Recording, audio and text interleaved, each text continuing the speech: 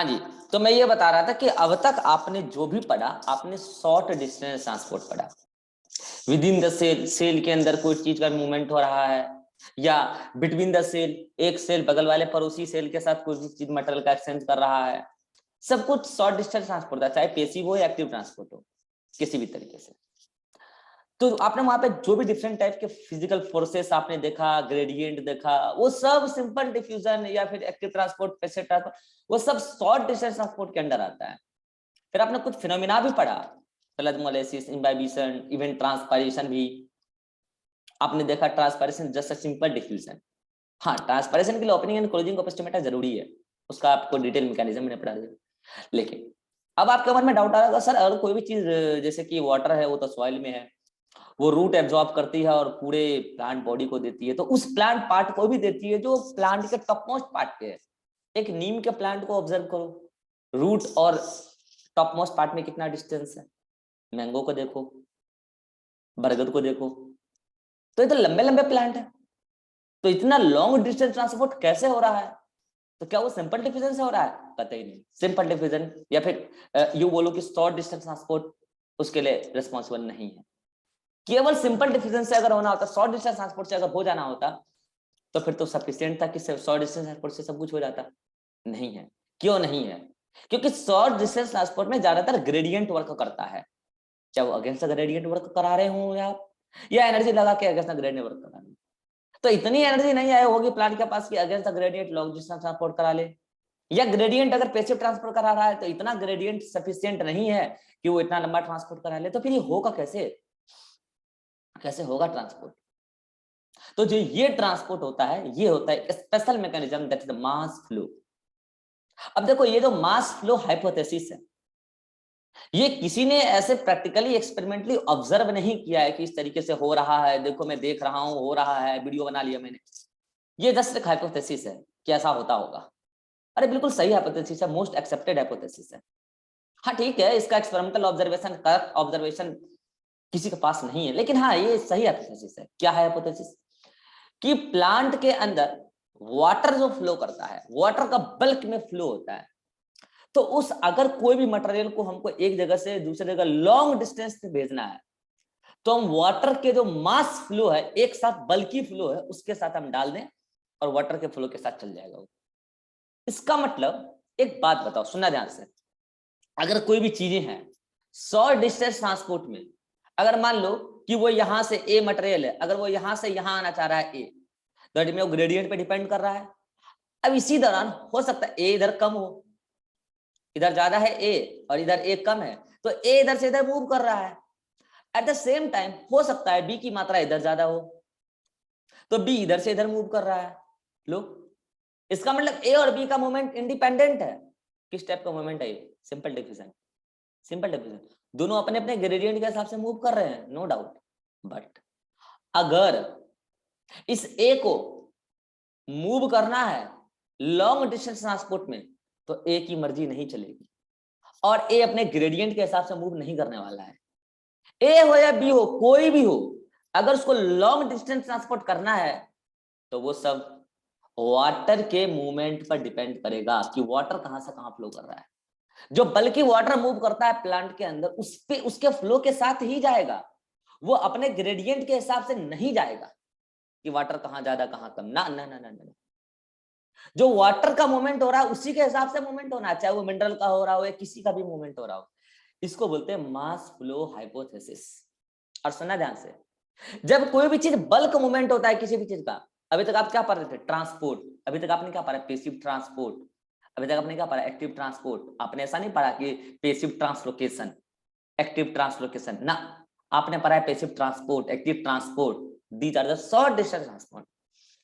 लेकिन अगर कोई भी चीज बल्क मोमेंट, वाटर के बल्कि मोमेंट के साथ मास फ्लो के साथ बह रहा है, उसका ट्रांसपोर्ट हो रहा है, लॉन्ग डिस्टेंस ट्रांसपोर्ट हो रहा है, तो लॉन्ग डिस्टेंस ट्रांसपोर्ट को हम कहते हैं, एक अलग नाम देते हैं जिसको बोलते हैं ट्रांसलोकेशन। क्या नाम देते हैं इसको? ट्रांसलोकेशन। लोकेशन ही उसका चेंज हो गया। अब देखो एक बात मानो कि अगर कोई आदमी पड़ोसी में ही अपना घर एक दूसरे के साथ एक्सचेंज कर रहा है, तो उसका लोकेशन थोड़ी चेंज हुआ है। डाकिया तो वहां उस नए एड्रेस पे भी आएगा तो उसको दे देगा।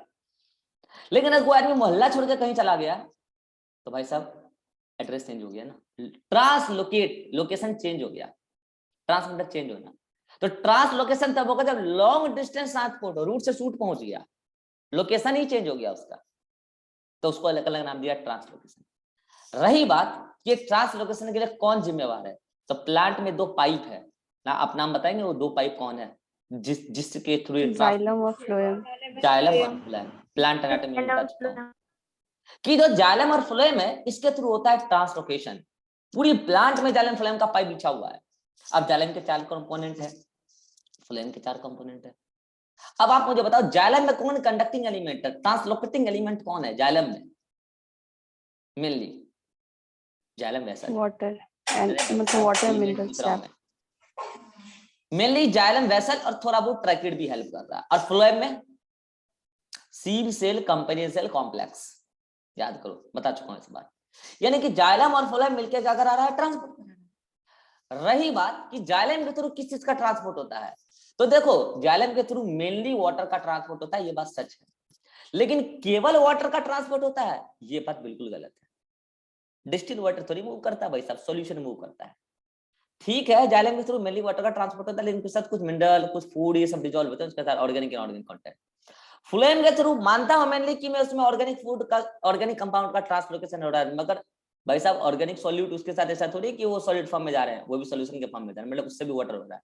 यानी कि कुल मिला के मुद्दा ये है कि जाइलम और phloem are responsible for the translocation of molecules for the long transport with mass flow. Mass flow means long bulk flow of the water. और यहां पर जो मटेरियल मूव कर रहा है उसको उसके ग्रेडियंट से कोई मतलब नहीं है, और वो इंडिपेंडेंटली मूव नहीं कर सकता, उसको डिपेंड होना पड़ेगा मास फ्लो के डायरेक्शन पर। यही है मास फ्लो हाइपोथेसिस। और सुनो मास फ्लो हाइपोथेसिस किस बात पर डिपेंड करता है, वो डिपेंड करता है एक प्रेशर, हाइड्रोस्टैटिक प्रेशर। मैंने पहले बोला मास फ्लो मतलब वाटर का बल्कि मूवमेंट। वाटर अगर कहीं बहुत ज्यादा है और कहीं बहुत कम है, तो वाटर जहां बहुत ज्यादा है वहां एक प्रेशर जनरेट होता है, आप जानते हैं उस प्रेशर को क्या बोलते हैं, टर्गर प्रेशर। सेल के अंदर अगर वाटर बहुत ज्यादा एक लोकेशन पे है तो पूरे वाटर मॉलिक्यूल में एक प्रेशर लगाता है जिसको बोलते हैं हाइड्रोस्टैटिक प्रेशर। हाइड्रो मतलब वाटर, स्टैटिक मतलब ठहरा हुआ पानी, वो एक प्रेशर लगाता है। और हाइड्रोस्टैटिक प्रेशर की वजह से वाटर में मूवमेंट आ जाता है, और वो उस तरफ मूव करता है वाटर जहां पे लो हाइड्रोस्टैटिक प्रेशर है। मतलब लॉन्ग डिस्टेंस ट्रांसपोर्ट भी प्रेशर डिपेंडेंट है, और वो प्रेशर है hydrostatic pressure. High hydrostatic pressure to low hydrostatic pressure water का मूवमेंट होता है, और उस पर डिपेंड करता है कोई मॉलिक्यूल की, वो मॉलिक्यूल चाहे कम अपनी अपनी कम कंसंट्रेशन से हाई कंसंट्रेशन की तरफ जा रहा हो, वो एक्टिव ट्रांसपोर्ट नहीं है, वो मास फ्लो हाइपोथेसिस है। सपोज दैट कि वाटर इधर से इधर मूव कर रहा है, इधर देखना वाटर यहां से यहां मूव कर रहा है, ठीक है। अब कोई ए मटेरियल है, ए मटेरियल की मात्रा ऑलरेडी यहां ज्यादा है, सुनना ध्यान से, और यहां कम है, और वाटर ए मूव कर रहा है, और ए भी इसके साथ मूव कर रहा है, ए भी इसके साथ मूव कर रहा है। तो जल्दी बताओ ए अपने हाई कंसंट्रेशन से लो जा रहा है, low to high? Low to high. Low to high. तो इसको एक्टिव ट्रांसपोर्ट बोलेंगे कि पैसिव ट्रांसपोर्ट बोलेंगे? Active transport. इसको ना एक्टिव ट्रांसपोर्ट बोलेंगे, इसको ना पैसिव ट्रांसपोर्ट बोलेंगे, इसको बोलेंगे ट्रांसलोकेशन, इसको बोलेंगे मास फ्लो। यही तो बता रहा हूं भैया, ये लॉन्ग ट्रांसपोर्ट है, ट्रांसलोकेशन है ए का, यही तो बता रहा हूं मैं। ए अपने ग्रेडियंट पे यहां डिपेंड नहीं कर रहा है, ए जस्ट वाटर के फ्लो के साथ बह के चला गया वहां, कोई एनर्जी खर्चा नहीं हुई है ए के लिए स्पेसिफिकली। ए बस वाटर के फ्लो के साथ, अच्छा वाटर क्यों मूव किया, क्योंकि यहाँ लो हाइड्रोस्टैटिक प्रेशर है और यहाँ हाई हाइड्रोस्टैटिक प्रेशर है। वाटर अपने हाइड्रोस्टैटिक प्रेशर की वजह से मूव किया और उसी के साथ ए मिक्स होकर चला गया। ए ने एक्टिव ट्रांसपोर्ट नहीं किया है, मैं फिर बता रहा हूं, यही तो बताना चाह रहा हूं। ए अपने ग्रेडियंट से इंडिपेंडेंट है, ये डिफ्यूजन नहीं चल रहा है यहाँ पे, ये सिंपल डिफ्यूजन नहीं चल रहा है यहाँ पे, पैसिव ट्रांसपोर्ट नहीं, एक्टिव ट्रांसपोर्ट नहीं चल रहा है, ट्रांसलोकेशन चल रहा है। यही मैं बार बार बताना चाह रहा हूँ। अब देखो भाई साहब, 2 बातें हैं।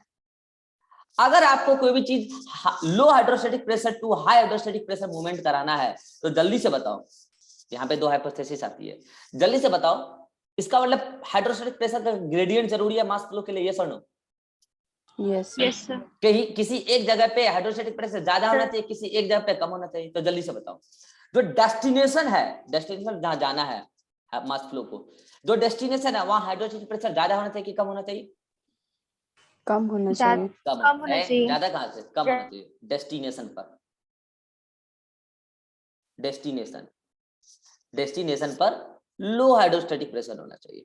चलो ठीक है, जहां और जहां से चलेगा, जहां से मूवमेंट स्टार्ट होगा, स्टार्टिंग पॉइंट तो वहां पे हाइड्रोस्टेटिक प्रेशर क्या होना चाहिए? ज्यादा होना चाहिए, हाई होना चाहिए। तो देखो, अगर आपने मास फ्लो कराना है तो आपके पास दो तरीके हैं। अगर आपको मास फ्लो कराना है तो आपके पास दो तरीके हैं। अभी आप इसको भूल जाओ कि ये लो है और ये हाई है, अभी आप इसको भूल जाओ। मान लो कि अभी यहाँ पे जितना हाइड्रोस्टेटिक प्रेशर है, मैं यहाँ x लिख रहा हूं, अभी यहाँ पे भी उतना ही है x। तो बताओ क्या मास फ्लो होने वाला है? No sir. Yes, नहीं होगा ना भाई साहब, वही तो बता रहा हूँ। अगर यहाँ पे भी x amount of hydrostatic pressure है, यहाँ पे भी x amount of hydrostatic pressure है, कैसे हो जाएगा भाई साहब? अभी तो हाइड्रोस्टेटिक प्रेशर का ग्रेडियंट बना ही नहीं है। बताओ जल्दी से, होने वाला है? नहीं होने वाला no है। sir, अगर आपने कराना है तो डेस्टिनेशन पे क्या करना है? हाइड्रोस्टेटिक प्रेशर को ज्यादा या कम? कम। तो देखो, कम करने का दो तरीका है, बोलो क्या? या तो आप x में समथिंग ऐड कर दो, x प्लस वाई, सॉरी, या तो आप x में समथिंग माइनस कर दो, x माइनस वाई। तो बताओ, जो x माइनस वाई आएगा, जो भी वैल्यू आएगा, वो x से ज्यादा होगा कि कम? x से कम होगा। x से कम। बताओ, हाइड्रोस्टेटिक प्रेशर का ग्रेडियंट बन गया कि नहीं बन गया? Yes sir, बन गया। मूवमेंट होगा कि नहीं होगा? यस सर, होगा। होगा। तो इस समय जो मूवमेंट होगा, वाटर यहां से यहां पुल किया जा रहा है या पुश किया जा रहा है? पुल किया जा रहा है। पुल किया जा रहा है, खींचा जा रहा है, क्योंकि वहां पे प्रेशर आपने कम कर दिया। This hypothesis is pulling hypothesis. This is pulling pressure, खींचा जा रहा है, पुलिंग प्रेशर हाइपोथेसिस। एक तो ये तरीका था, क्या डेस्टिनेशन पे आपने क्या कर दिया? प्रेशर को कम कर दिया। कम करना निगेटिव थ्योरी है या पॉजिटिव थ्योरी है? Negative. This is also called as negative hydrostatic pressure theory. Negative hydrostatic pressure theory समझते चलो ध्यान से, सृष्टि समझ में आ रहा है? नेगेटिव हाइड्रोस्टेटिक प्रेशर थ्योरी, एक तो ये संभावनाएं थी। हाँ सृष्टि, जाग रहे हो? शहीद हो गए? जिंदा हो? हाँ, जिंदा रहना, गुजरने से पहले बताना, क्रियाक्रम का निजाम करवा देंगे। हाँ, वो लैग करेगा, पता है मुझे, लैग करेगा वो। हाँ, नेक्स्ट। अब मुझे बताओ कि दूसरा तरीका क्या है, कोई दिमाग लगा के बताओ। मैं कह रहा हूँ कि डेस्टिनेशन पे इस बार आपने छेड़छाड़ किया है, दूसरा तरीका क्या है? यहाँ पे सर स्टार्टिंग पॉइंट पे ऐड कर देंगे। ऐड कर दो। अब आपने क्या करो, एक तरीका तो ये कि अभी मान लो कि ये x था, इस बार आपने x रहने दिया, कोई छेड़छाड़ नहीं किया। अब मान लो कि x है, पहले से यहाँ भी x है, तो मुझे बताओ क्या मास फ्लो होने वाला है? नहीं, नो सर, ग्रेडियंट नहीं है ना। तो मुझे बताओ कि इस बार आपको डेस्टिनेशन पॉइंट पे छेड़छाड़ नहीं करना है, फिर भी आपको मास फ्लो कराना है, तो आपके पास क्या ऑप्शन है कि आप क्या करो, x प्लस समथिंग कर दो, x प्लस जेड कर दो या सपोज y कर दो। तो जो वैल्यू आने वाला है, तो जल्दी से बताओ, वो x से ज्यादा होगा कि कम होगा? ज्यादा होगा। तो बताओ, डेस्टिनेशन पॉइंट पे लो हाइड्रोस्टेटिक प्रेशर बन जाएगा कि नहीं बन जाएगा? यस सर, ये सब बन जाएगा। अब मुझे बताओ कि फिर से वाटर मूव करेगा, अब वाटर यहाँ से धक्का मारा जाएगा, हाइड्रोस्टेटिक प्रेशर की वजह से धक्का मारा जाएगा, धक्का मार के यहाँ पहुंचाया जाएगा, वाटर फ्लो फिर भी कर रहा है। अब मुझे बताओ, पुलिंग है कि पुशिंग है? Pushing. This is pushing hypothesis, pushing pressure hypothesis. अब मुझे बताओ, पॉजिटिव है कि नेगेटिव है? Positive hydrostatic pressure theory.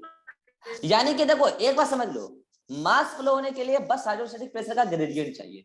ये ग्रेडियंट दो तरीके से क्रिएट किया जा सकता है, या तो डेस्टिनेशन पॉइंट पर प्रेशर को कम कर दो, तो जैसे वहां कम करोगे तो जो स्टार्टिंग पॉइंट है वहां पे अपने आप अधिक पड़ जाएगा।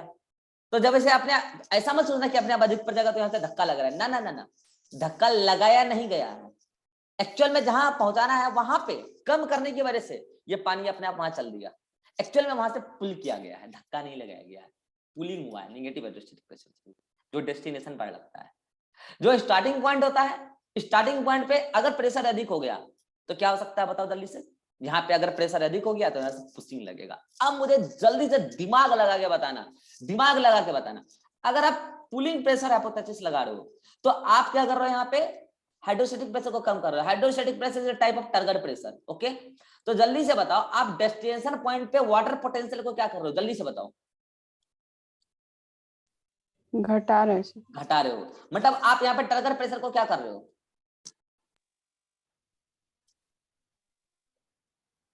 बढ़ा रहे हैं। बढ़ा रहे हैं। बढ़ा रहे। अच्छा, वाटर पोटेंशियल का मतलब क्या होता है? वाटर के पास जितनी एबिलिटी है मूव करने के लिए, वाटर कम होगा तो कम मूव करेगा, ज्यादा होगा ज्यादा मूव करेगा। तो जब वाटर आप घटा रहे हो, वाटर पोटेंशियल घटा रहे हो मतलब वाटर का अमाउंट घटा रहे हो, तो टर्गर प्रेशर बढ़ा रहे हो, घटा रहे हो?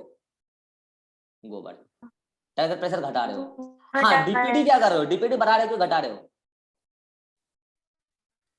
डीपीडी बढ़ा रहे हैं। डीपीडी बढ़ा रहे हैं, वाटर की डिमांड बढ़ा रहे हैं। इसका मतलब आप डेस्टिनेशन पॉइंट पे वाटर को घटा रहे हो। यस, इस वजह से तो वहां पे प्रेशर कम हो गया ना, हाइड्रोस्टैटिक प्रेशर। अब मुझे बताओ, अगर आप ये तरीका अपनाए हो तो आप क्या कर रहे हो? स्टार्टिंग पॉइंट पे वाटर पोटेंशियल को क्या कर रहे हो, जल्दी बताओ? बढ़ाएंगे। बढ़ा रहे हैं। बढ़ा रहे बढ़ा हो। रहे। इसका मतलब टारगेट प्रेशर को बढ़ाएंगे। बढ़ा रहे बढ़ा रहे हो। इसका मतलब डीपीडी को बढ़ाएंगे। बढ़ा रहे हैं। घटाएंगे। घटा रहे हैं। इसका मतलब कुल मिला के आप स्टार्टिंग पॉइंट पे पानी की अधिकता कर रहे हो। यस और नो? पानी की अधिकता कर रहे हो। अब समझना ध्यान से, ये जो मास फ्लो हाइपोथेसिस है, ये जो मास फ्लो हाइपोथेसिस है, जो मैंने दो तरीका बताया, pulling pressure and pushing pressure hypothesis, ये दोनों हाइपोथेसिस एप्लीकेबल है। पुलिंग वाला का तरीका है ट्रांसपायरेशन और पुशिंग वाला का तरीका है water and mineral absorption. Mass flow एक अलग चीज है। मास फ्लो का मतलब सिंपल सी बात है, फ्लो। अगर रूट के आसपास हम वाटर की अधिकता कर दें, सुनना ध्यान से, रूट के आसपास हम वाटर की अधिकता करते हैं तो जल्दी से बताओ वाटर कहां से कहां मूव करने लगेगा? Root to leaf. Root to leaf, यानी कि टॉप मोस्ट पार्ट। तो ये पुशिंग है कि पुलिंग है? पुशिंग। पुलिंग पुशिंग है। पुलिंग कहां से हो गया भाई? पुशिंग पुशिंग है। लेकिन अगर किसी अब मैं पुशिंग नहीं छेड़ रहा हूं, अब मैं कह रहा हूं कि लीफ में से इतना वाटर निकाल दिए, इतना वाटर निकाल दिए कि वाटर अपने आप, रूट का जो वाटर था वो ऊपर आने लगा। ये पुशिंग है कि पुलिंग है? पुलिंग है। पुलिंग। और लीफ से वाटर का Pulling. वेपर फॉर्म में निकालना है, क्या कहलाता है? ट्रांसपिरेशन। ट्रांसपायरेशन। यानी कि पुलिंग प्रेशर Transpiration. थ्योरी जो एप्लीकेबल है ये ट्रांसपायरेशन फिनोमेना से रिलेटेड, और जो पुशिंग प्रेशर थ्योरी एप्लीकेबल है ये वाटर एंड मिनरल एब्जॉर्प्शन से रिलेटेड है। यस और नो? और याद करो, मैंने ट्रांसपायरेशन में बताया भी था कि it helps in creating hydrostatic pressure gradient. कैसे, समझ में आया? लीफ से वाटर निकलेगा तो अपने आप वहां पे टर्गर प्रेशर की कमी हो जाएगी, मतलब हाइड्रोस्टैटिक प्रेशर कम हो जाएगा, वाटर हाइड्रोस्टैटिक प्रेशर का ग्रेडियंट क्रिएट हो जाएगा, mass flow hypothesis, mass flow start हो जाएगा, लॉन्ग डिस्टेंस ट्रांसपोर्ट स्टार्ट हो जाएगा। अब जिसको भी उसमें डिसॉल्व होके जाना है चल जाओ, आपके लिए रास्ता खुला हुआ है। एनसीईआरटी ने इसको दो घरेलू एग्जांपल से समझाया है। चलो मैं समझा देता हूँ जल्दी से। पुशिंग हाइपोथेसिस में समझाता हूँ। वो आपने देखा होगा जो गार्डन वार्डन में लगे होते हैं, गार्डन होज कहते हैं ना उसको, नहीं? इस टाइप से होता है।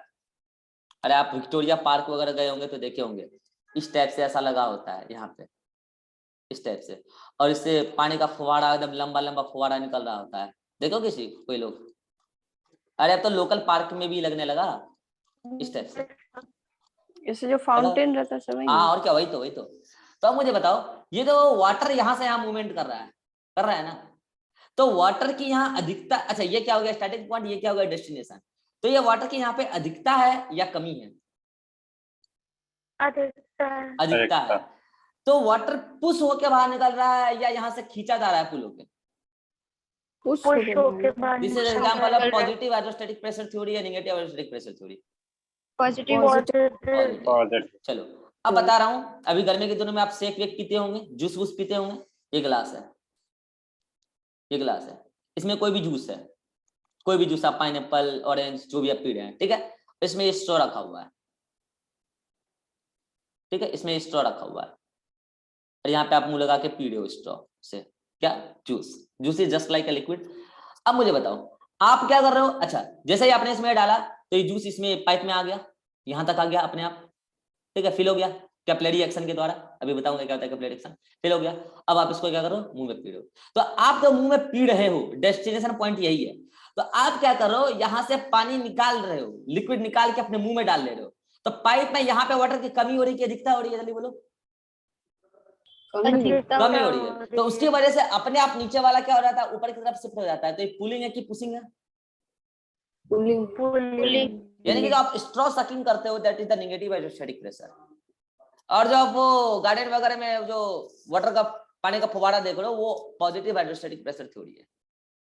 यानी कि आप कोरिलेट कर सकते हो इस स्ट्रॉ वाले एग्जांपल को किस फिनोमेना से रिलेट करोगे? ट्रांसपायरेशन या वाटर एब्जॉर्प्शन? Water absorption. नहीं, Absorption. ट्रांसपायरेशन। भाई साहब अभी आपने बोला कि निगेटिव वाला ट्रांसपायरेशन से रिलेटेड है और ये पॉजिटिव वाला मिनरल एंड वाटर एब्जॉर्प्शन से रिलेटेड है, तो फिर आप इस स्ट्रोक का आपने बताया कि ये निगेटिव है, तो फिर इसको आप मिनरल एंड वाटर एब्जॉर्प्शन कैसे बता रहे हो? This is related to transpiration and this is related to mineral and water absorption. और मिनरल एंड वाटर एब्जॉर्प्शन से रूट के पास हाइड्रोस्टैटिक प्रेशर बढ़ कैसे जाता है, ये मैं आपको समझाऊंगा कल। यहां तक कितनों को क्लियर है? फिर हम आगे बढ़ेंगे, जल्दी बताओ। यहां तक सभी बात क्लियर है? तो अब आप देख लो, वही बातें सारी लिखी हुई है यहाँ पे जो मैंने अभी आपको बताया, ये देख लो। हाँ, डायरेक्शन का चक्कर में अभी क्लियर कर रहा हूँ। ये देखो, bulk flow can be achieved by pushing pressure theory या पुलिंग प्रेशर थ्योरी। तो आपके पास ए और बी, ए क्या है मतलब बी क्या डेस्टिनेशन है, ए क्या स्टार्टिंग पॉइंट है। तो आपने अगर मास फ्लो कराना है तो या तो क्या करो, ए पे प्रेशर बढ़ा दो, जैसे गार्डन होस एग्जांपल मैंने बताया। ये अगर आपको पुलिंग करना है तो बी पे क्या करो, प्रेशर घटा दो, जैसे सक्शन थ्रू स्ट्रॉ। अब पॉजिटिव से क्या होगा, नेगेटिव से क्या होगा, ये बात यहाँ पे लिखी हुई। अब मैं आपको पढ़ाने वाला हूँ एसेंट ऑफ सेल, लेकिन उससे पहले कुछ चक्कर क्लियर कर दूं। और वो चक्कर क्या है? डायरेक्शन। भाई साहब इस डायरेक्शन में ज्यादातर लोग कंफ्यूज हैं। जाइलम से किस तरीके का ट्रांसपोर्ट होता है? Unidirectional, bidirectional, multidirectional? Unidirectional. Unidirection. मुझे पता है कि आप यूनिडायरेक्शनल बोलोगे क्योंकि यहाँ पे लिखा हुआ है। अभी मैं अभी आपके लंका लगाता हूँ यूनिडायरेक्शनल, क्यों आपको अभी समझ में नहीं आएगा। हाँ, फ्लोएम से कैसा होता है? By direction. बाय डायरेक्शन, बहुत अच्छी बात है। चलो मुझे बता दो कि जो ये जाइलम है, मैं बना रहा हूँ आपके सामने जाइलम, ये जो जाइलम है आप एनाटॉमी पढ़ चुके हैं तो आपको समझ में आ रहा होगा ज़रा। अच्छा, ये जाइलम क्या है? वेसल। कोई दिक्कत बनाने में? ये वेसल है। तो जो वाटर जा रहा है इससे, जो वाटर जा रहा है इधर जा रहा है, नो डाउट। तो मुझे बताओ इसके बगल में अगर कोई फ्लोएम है, इसके बगल में अगर कोई फ्लोएम है, तो ये फ्लोएम में से जो कंटेंट आ रहा है ऊपर से नीचे आ रहा है, तो ये जाइलम के थ्रू अगर पहुंचा जाए तो जाइलम के थ्रू तो आपको यूनिडायरेक्शनल दिख रहा है, ये दिख रहा है, ओके। लेकिन एक बात बताओ, इसमें क्या वाटर का मूवमेंट इस डायरेक्शन में नहीं होता, रेडियल डायरेक्शन में? आप पढ़े हैं प्लांट एनाटॉमी? हाँ जल्दी से बताओ, रेडियल डायरेक्शन में वाटर का ट्रांसपोर्ट होता है या नहीं होता है? रेडियल कंडक्शन थ्रू रे पेरेन्काइमा, जाइलम पेरेन्काइमा, Yes. होता है ना? Yes. तो मैंने तो जाइलम लिखा, मैंने तो जाइलम में चारों कंपोनेंट आ गए। अब बताओ यूनिडायरेक्शनल या मल्टी डायरेक्शनल? यूनिडायरेक्शनल या मल्टी डायरेक्शनल? Multi-directional. हो गया आप पसर गए, मुझे पता है आप पसर गए। चलो फ्लेम में आ जाओ। फ्लेम में भी सेम बात है, ठीक है।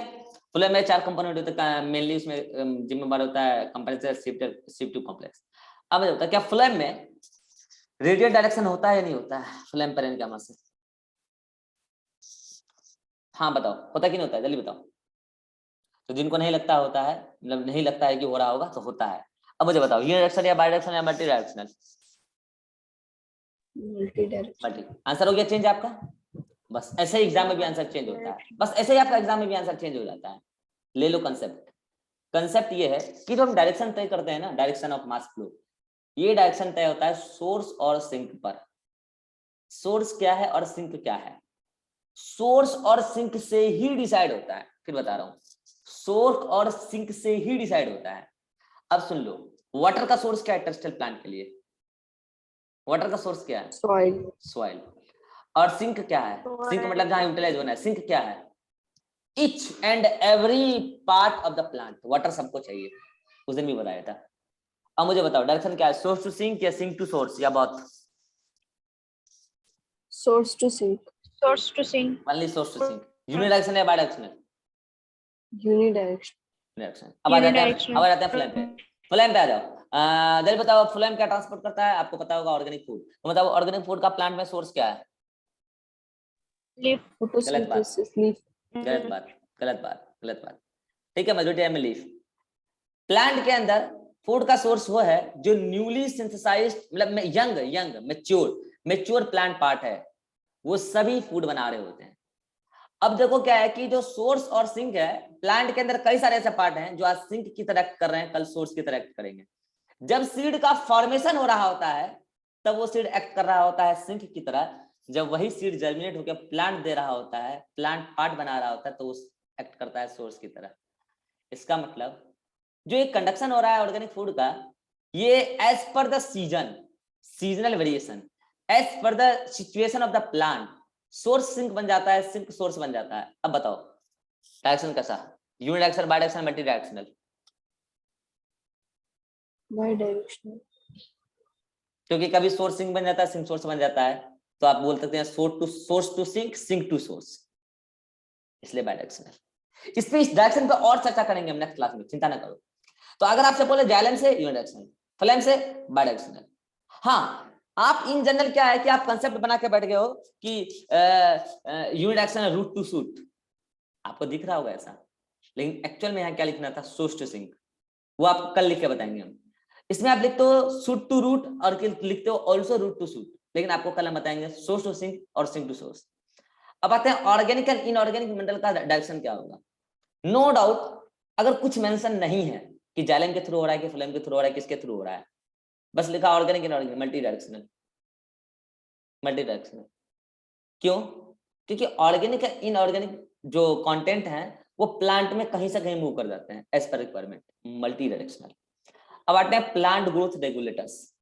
प्लांट ग्रोथ मतलब प्लांट हार्मोन एक तरीके से बोलो, वो जहां बनता है वहां से लेके जहां उसको एक्ट करना है केवल वहीं मूव करता है और कहीं मूव नहीं करता है, टारगेट उसका फिक्स है। तो आप बोलेंगे उसका मूवमेंट फिक्स्ड मूवमेंट होता है, पोलराइज्ड मूवमेंट होता है। आई थिंक ये चार बातों को आप समझ पाए होंगे, नहीं समझ पाए कोई बात नहीं, इस पर डिटेल डिस्कशन और होगा अभी नेक्स्ट क्लास में। यहां तक चीजों को आप एक बार रीड कीजिए, अगले मीटिंग में हम आपको पढ़ाते हैं असेंट ऑफ शेप, शेप का असेंट कैसे होता है, वही पॉजिटिव और नेगेटिव एरोस्टैटिक प्रेशर को समझाना है। ठीक है, यहां तक कोई दिक्कत है? Rajeshwari, No, sir. Vivek, No, sir. Srishti, Abhishek, no sir. Shiva, No, sir. चलिए मिलते हैं नेक्स्ट क्लास में, यहाँ तक पढ़िए जल्दी से, अभी और एक मीटिंग होगा अभी।